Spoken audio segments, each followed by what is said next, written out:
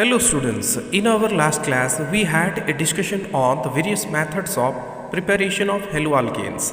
Let us recapitulate it fast.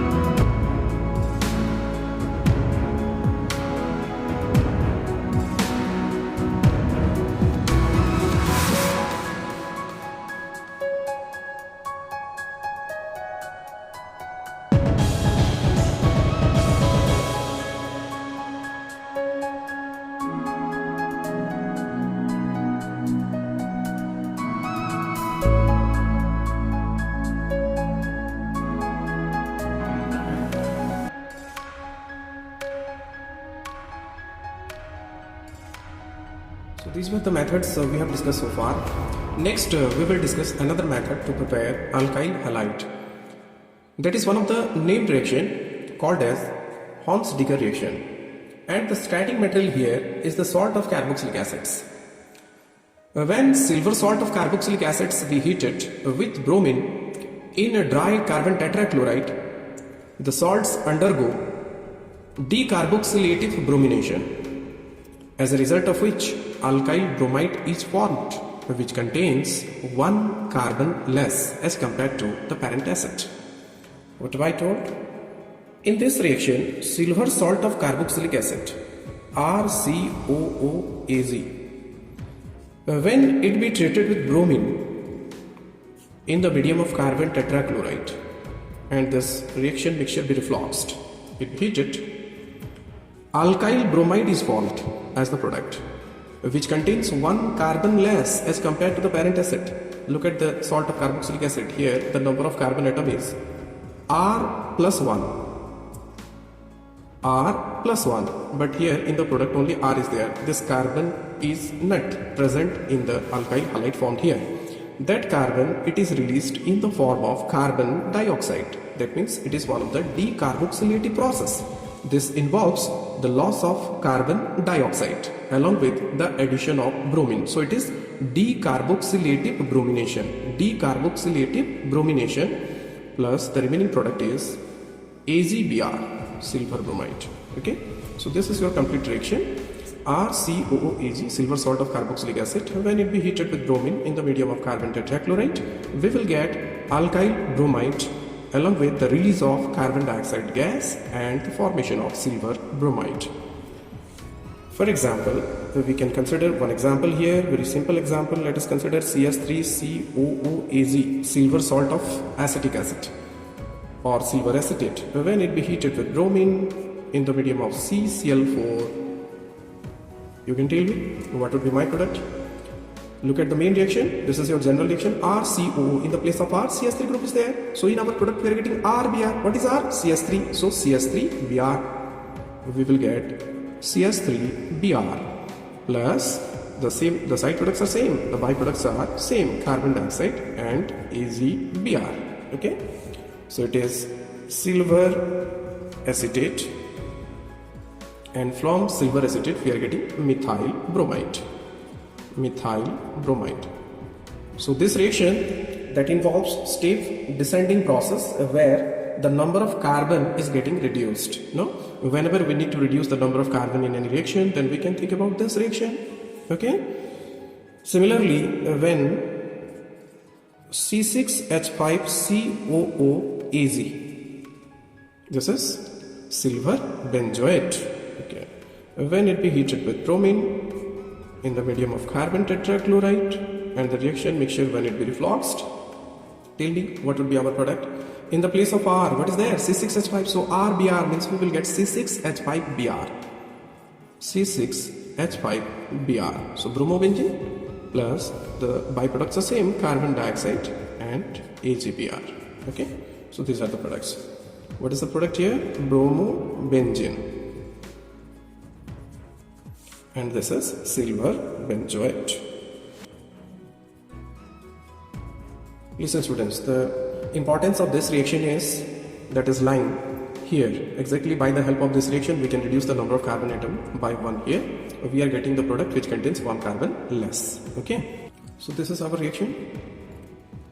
Next we will find the mechanistic pathway of this reaction. Our reaction is silver salt of carboxylic acid, that is treated with bromine in the presence of CCl4. As product we are getting alkyl bromide which contains 1 carbon less along with the release of carbon dioxide and silver bromide. Okay. Just remember we can use accordingly chlorine here. When chlorine be used we will get corresponding alkyl chloride. Okay. Evidences show these reactions occur through free radical mechanism. That means these involve the steps like initiation, propagation and termination. So we will present the various important steps here. The starting material is salt of carboxylic acid. Now we have taken silver salt here. The silver salt, it contains one polar bond, this non-metal and this metal. The polarity is here. This is positively charged and this is your negative pole. This molecule polarizes the bromine molecule. Bromine itself, it is non-polar, but in the presence of this salt, these poles, this molecule gets polarized. This negative pole of this salt that interacts one positively charged site of this bromine molecule, as a result of which this pair of electron that will be shifted to another bromine atom. Okay, then what you will get? RC double bond O Br. One bond will be formed between this oxygen and bromine.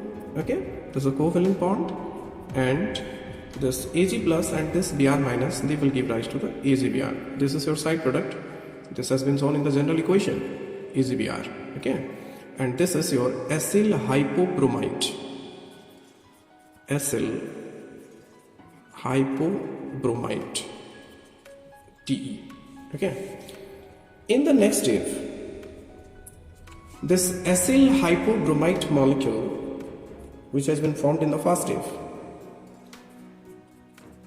in the next step, this involves homolytic cleavage at this particular site, oxygen bromine bond. This is homolytically cleaved in the next step. When this mixture is getting heated, when the heating process is continued, this bond will be cleaved homolytically, such that one electron that will lie over this bromine, another electron that will be over this oxygen. So in this way we will get two free radical. One is acyloxy free radical. This is your acyl group, one oxygen is along with it. So acyloxy free radical plus another free radical, that is bromine. So in this way, in this step we are getting two free radicals. One is acyloxy free radical and second one is the bromine free radical. Okay, and as this steps involves the formation of the free radicals, these free radicals will initiate the reaction. That's why this step is called initiation step. Initiation step.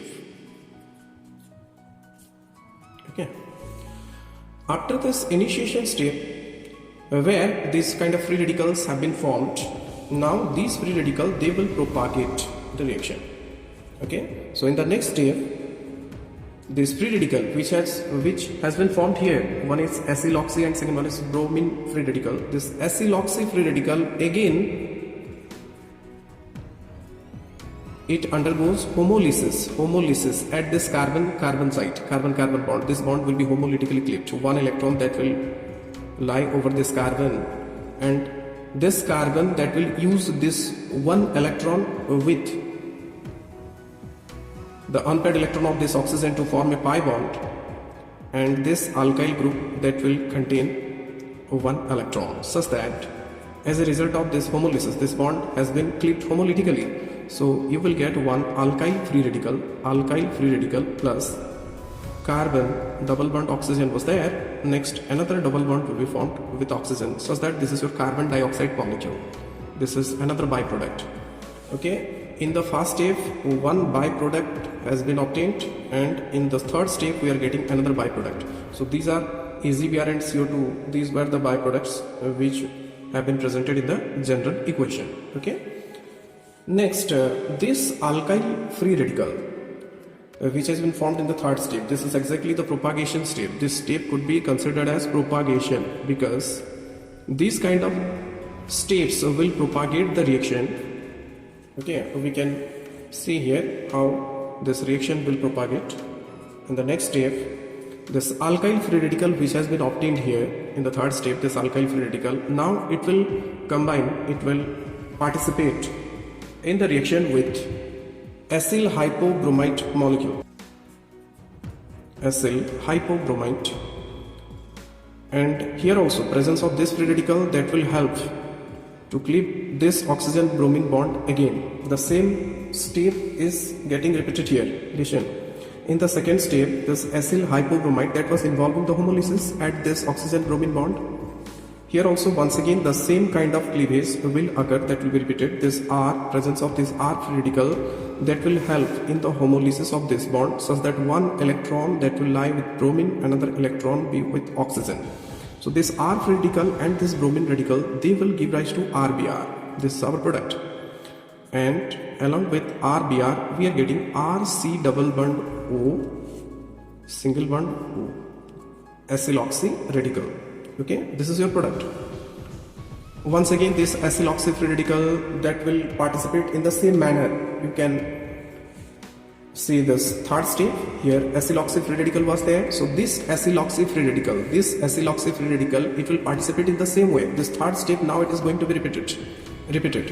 When this acyl oxy free radical that will undergo homolysis at this particular site, you will get one alkyl free radical along with the release of carbon dioxide molecule. That alkyl free radical that will combine with another acyl hypobromite to form RBr again. So these steps are propagation steps. So these are the main steps where we can get RBr. So the overall reaction that is important here. What is the reaction? RCOAg plus Br2, we are getting RBr plus CO2 plus AgBr. Okay. So easily we can prepare alkyl bromides or chlorides in Horn-Sticker reaction from silver salt of carboxylic acid. One point is to be noted here. When silver salt of carboxylic acid, they be treated with iodine in the presence of CCl4. Generally, ester is formed in the place of alkyl iodide. The main product formed here is ester, and this reaction is called as Simonini reaction. What have I told? When silver salt of carboxylic acid, they be heated with iodine. Okay, when this reaction mixture, that the composition is in 2:1 ratio, and this mixture when be heated in CCl4 medium, then ester is formed, RCOOR, along with the release of carbon dioxide and AgI. So this is quite different from the previous reaction. In the previous reaction, what have I mentioned? Silver salt, when it be treated with bromine, we are getting alkyl bromide. Also, when silver salt that be treated with chlorine, you will get alkyl chloride. But when we are taking iodine with silver salt of carboxylic acid, generally we are getting ester as our product. And this modification of Horn-Sticker reaction, this is quite different. This reaction is called Simonini reaction. Okay. Today we will find the last method according to our syllabus, that is halide exchange methods. Here we will discuss two reactions. These two are the named reactions. One is Finkelstein reaction and second one is the Schwarz reaction. Let us discuss this reaction one by one. First, Finkelstein reaction. This reaction is named after the German chemist Hans Finkelstein. Okay. According to this reaction, we can prepare alkyl iodides by the help of alkyl chlorides or bromides. And here the reagent is sodium iodide in the medium of dry acetone. This reaction involves the formation of alkyl iodides and the starting materials are alkyl chlorides or bromides. Let us note some important points related to this reaction first. This reaction proceeds by SN2 mechanism, substitution nucleophilic bimolecular. This reaction works well for primary alkyl halides, obviously because the mechanism is SN2. However, neopentyl halides, in spite of being primary alkyl halide, these molecules do not undergo the reaction easily. Secondary alkyl halides are less reactive, while vinyl, aryl or tertiary alkyl halides are on-reactive. Thus, the order of reactivity of various alkyl halides is primary is more reactive than secondary, which in turn is more reactive than tertiary. Now let us try to understand the first reaction, Finkelstein reaction. As I have told you, alkyl halide, these alkyl halides means here the chlorides or bromides, they are to be treated with sodium iodide in the medium of dry acetone. Okay. Here iodide ion from NaI, that is the nucleophile, students. Which is a better nucleophile than chloride or bromide. For example, when ethyl bromide, it be treated with sodium iodide. Then tell me, what would be our product? In the place of X, Br is there. So I minus from NaI, that will substitute Br such that you will get CS3, CS2I plus the byproduct is NaBr. Okay. So here the halide ion get exchanged. Our product is ethyl iodide and the reactant was ethyl bromide. The halide ions, bromide and iodide, they have been exchanged. Ethyl bromide, this bromide ion, that has been substituted by this iodide to form ethyl iodide. And as I have told you, the mechanism of this reaction is SN2, substitution nucleophilic bimolecular. In the general equation also we can mention the mechanism of this reaction. This is SN2, right? As we have known, SN2 reactions involve inversion in configuration. So we can apply the concept here by taking the same example, the three-dimensional presentation of the same molecule ethyl bromide, that is to be done here. Okay, this is carbon that is attached to one hydrogen, this is second hydrogen, and one CS3 group that is attached. Okay, this is your ethyl bromide molecule. NaI is the reagent here where Na plus and I minus ions are there. This I minus that will act the nucleophile and that will attack the carbon center from in a direction opposite to the leaving group. Here the leaving group is bromide.